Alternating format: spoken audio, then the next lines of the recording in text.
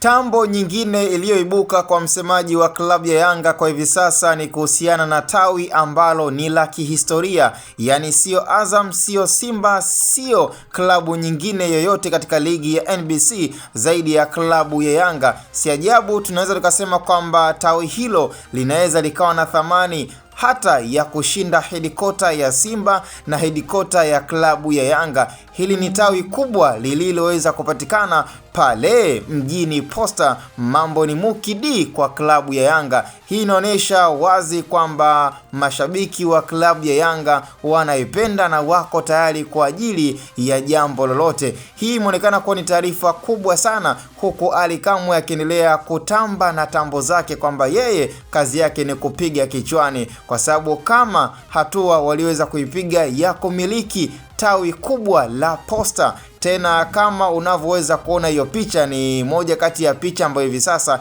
inasambaa sana mtandaoni kuhusiana pia na tawi jipya la klabu ya Yanga ambalo hakuna tawi lolote kubwa kushinda tawi hili. Tena ni tawi lenye thamani, yani kama utabisha leta uthibitisho, kwa sababu ni masuala ambayo yako wazi na tunazungumzia kwenye haki. Haijalishi ni mshabiki wa klabu ya Simba, lakini kama unahisi kuna tawi ni kubwa na lenye thamani kushinda tawi hili la Posta, basi tungependa kupata uthibitisho wa picha na uthibitisho wa sehemu gani tawi hilo lililopo. Lakini kwa hivi sasa tunazungumza na hata Ally Kamwe tambo zake ziko sahihi kwamba hili tawi la Posta ndio tawi kubwa paka hivi sasa kwenye ligi ya NBC. Yani hata klabu ya Azam FC ambao ni matajiri wa lambalamba hawana tawi kubwa kushinda tawi hili la Posta lenye thamani. Manake sio tu tawi la mpira, bali ni tawi lakini pia lina thamani. Ebu imagine kuna zaidi ya ghorofa 6.